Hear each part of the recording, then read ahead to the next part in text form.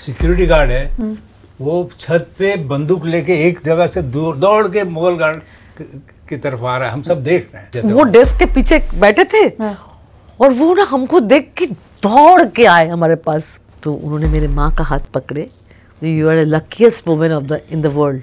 तो मेरा हाथ पकड़ के सीधा मुगल गार्डन कि मेरा जन्म इसीलिए हुआ था कि राष्ट्रपति हमें कुचल के चले जाएंगे। किसी के मुस्कुराहटों पे हो निसार, किसी का दर्द हो सके तो ले उधार, किसी के वास्ते हो तेरे दिल में प्यार, जीना इसी का नाम है। कलाम साहब ने आपसे कहा था कि आप बिस्मिल्लाह खां जी को हमेशा जीवित रखेंगी। Right you are. जब उनकी इंतकाल हुई ना बाबा की, तो हम बॉम्बे से आ रहे थे, तो हमारा हॉल था दिल्ली में। तो फ़ोन आया उनका मेरे पास, उनके सेक्रेटरी ने कहा वो बात करना चाहते हैं। तो वो आए टेलीफोन पे, उन्होंने कहा कि एक मीनार टूट गया आज, और ज़माने में ऐसे कलाकार होते हैं। उनकी ज़िंदगी देखिए, फ़कीर का ज़िंदगी था। समझ आप उनको ज़िंदा रखना, आप उनको किसी को भूलने मत देना। तो आई प्रॉमिस्ड हिम, और मैं वो पूरा प्रॉमिस रख रही हूँ। मैं ऐसा कोई साल नहीं गया कि मैं उनकी बरसी नहीं मनाती हूँ। अभी हाल ही में मैंने दिल्ली में किया था, और मैंने उस्ताद अमजद अली खान साहब को उनका सम्मान से नवाजा, और उस्ताद जी ने इतना उस सम्मान को अपने हृदय से लगाया कि उन्होंने कहा कि मेरे ज़िंदगी का ये सर्वश्रेष्ठ सम्मान है। आपने अब्दुल कलाम साहब की कविता है विस्पर्स ऑफ जैस्मिन, उसको आपने क्लासिकल म्यूजिक में पिरोया है। और उसका नाम है चमेली की फुसफुसाहट। मुझे जरा उसके बारे में बताइए। बताती हूँ। जिस दिन हमारा संसद में प्रोग्राम था ना, तो आप पहली ऐसी गायिका है जिन्होंने संसद में। पहली गायिका। आप सब कुछ जान के, आप तो मैं बार बार मुझे चौंका दे रहे तो नाश्ते में बुलाए थे कलाम साहब हम दोनों को।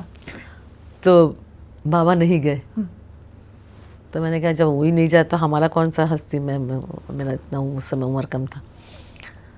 तो उन्होंने खबर भिजवाया कि वो नहीं आ सकते, ठीक है, लेकिन वो आप ही से मिलना चाहते। उनके पीए ने कहा। मैंने अच्छा। तो हम गए, तो मेरी माँ उस प्रोग्राम को अटेंड करने बनारस से आई थी। तो माँ जाना नहीं चाहते, बोले तुम भी चलो मेरे साथ। देखिए मेरे लिए कलाम साहब का दरवाज़ा ऐसे खुला।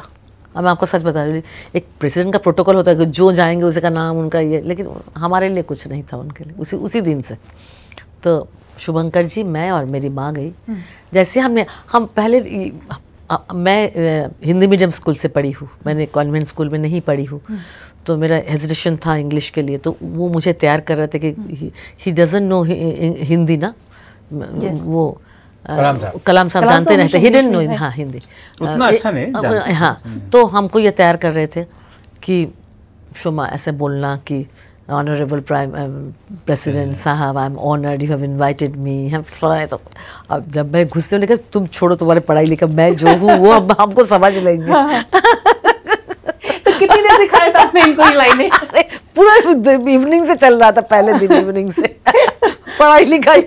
तो फिर मैंने वहाँ पे नाश्ता कर रहे हैं तभी भी सीखा, तभी भी रटे जा रहे हैं। हमने कहा कि अब छोड़ो, जो मैं हूँ वो मैं हूँ। उन्होंने तो मुझे बोला ना कि उस लड़की से ही हमें मिलना है, चलो मिलते हैं, क्या करना देखा जाएगा, अब आप इतना पढ़ाई लिखाई मुझसे नहीं होगा।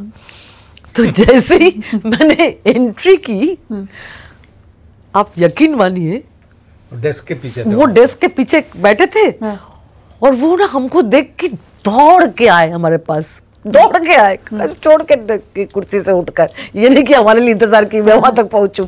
और मैं भी ना घबरा गई, मैंने ना चप्पल खोल दिया तुरंत। मुझे लगा मैं अभी क्या करूं, कुछ तो करना है, तो मैंने चप्पल खोल दिया। खोल के ना मैंने, जैसे मंदिर में जाके बोले देवता को प्रणाम करते हैं ना, चप्पल खोल के, तो मुझे भी ऐसा लगा कि मेरे सामने कोई ईश्वर आ गया है। तो मैं चप्पल खोल के उनको प्रणाम किया और मैंने परिचय दिया, माई मदर। तो उन्होंने मेरे माँ का हाथ पकड़े, you are the luckiest woman of the in the world. हाँ, you have got such a blessed daughter, ऐसा उन्होंने अंग्रेजी में कहा। फिर मैंने शुभंकर जी का परिचय करा तो खूब खुश हो गए, हाथ मेरा पकड़ लिए, पकड़ के मुझे मुगल गार्डन लेके गए। बोले आई हैव 3 विशेस। हाँ, यू नो, तो मुझे लगा you know after listening you I have 2 dreams. तो मैंने कहा टेल मी, तो मेरा हाथ पकड़ के सीधा मुगल गार्डन विदाउट प्रोटोकॉल, और सब जल्दी से सब पुलिस लोग सब। जो सिक्योरिटी गार्ड है वो छत पे बंदूक लेके एक जगह से दूर दौड़ के मुगल गार्ड की तरफ आ रहा है, हम सब देख रहे हैं। वो तो ऐसे सब पूरा चौंका दिया। लेकिन वो भी एक बड़े इतना simple man, he was first, he is a poet and musician, then he was a president, then the scientist, बाद में साइंटिस्ट, पहले वो एक कवि और क्या बोलते हैं कि एक संगीतकार, ये मन उनका था। बोले कि मेरी कविता मैंने यहाँ से इंस्पायर्ड होकर लिखा है कि जूही की फूल बिखरा हुआ था और वो रो रो के अपने माँ से कह रही थी कि मेरा जन्म इसीलिए हुआ था कि राष्ट्रपति हमें कुचल के चले जाएंगे। तो माँ हंसी, बहुत हंसी, और हंस हंस के बच्ची को बोली कि तुम्हारे खूबसूरती से प्रेरित होकर मोर नाचते हैं, हंस कुलांचे मारते हैं, फिर कोयल गाते हैं, और वो सुन के कवि का मन जागता है। फिर कवि कविता लिखते हैं और वो कविता सुन के गायक गायिका का मन जागता है, फिर उसे वो सुरों से गीत बनाता है, और वो गीत सुनकर इंसान इंसान बनता है, नहीं तो वो राक्षस बन जाता। किसी के मुस्कुराहटों पे हो निसार, किसी का दर्द हो सके तो ले उधार, किसी के वास्ते हो तेरे दिल में प्यार, जीना इसी का नाम है। ये है कविता। जो कविता आप देखिए क्या क्या गाने फिल्मों ने एक समय पूरा साहित्य, संस्कृति, संगीत, आप कहेंगे टोटल संगीत था वो, कला एंड संगीत संस्कृति फिल्म ने दिया था उससे। और क्योंकि पूरा दुनिया तो फिल्म को अनुकरण करता है, और कविता का क्या प्राधान्य था।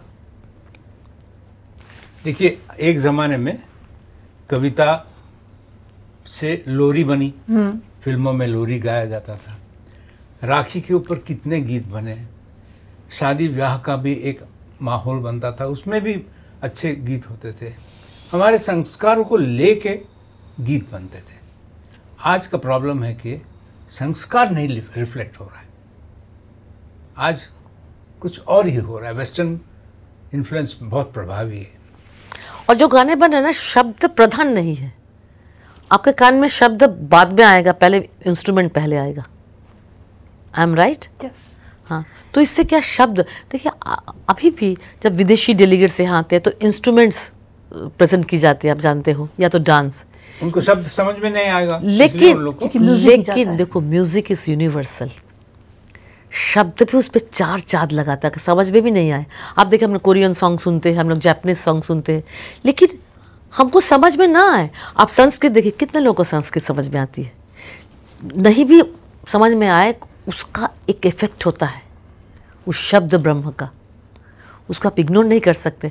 अभी हाल ही में मैं एक संस्कृत के पंडित से ही बातचीत हो रही थी, बोले ज़रूरी नहीं है, उस ध्वनि का भी एक इफेक्ट है, उस शब्द का, उसका भी असर होता है, ज़रूरी नहीं है समझने की। हमें उर्दू अधिकतर नहीं समझ में आती है गज़ल में, लेकिन फिर भी अच्छा लगता है, हम उसमें से कुछ निकाल लेते हैं। तो इसलिए गीत भी रहना चाहिए, तो जो संगीत इनकम्प्लीट हो जाता है खाली इंस्ट्रूमेंट बजाने से। हम चाहते हैं, क्योंकि मैं विदेश में कितने बार गई हूँ, वो सुनना चाहते हैं, अगर नहीं भी समझ में आए तो। संस्कृत श्लोक उसका ऊर्जा होती है।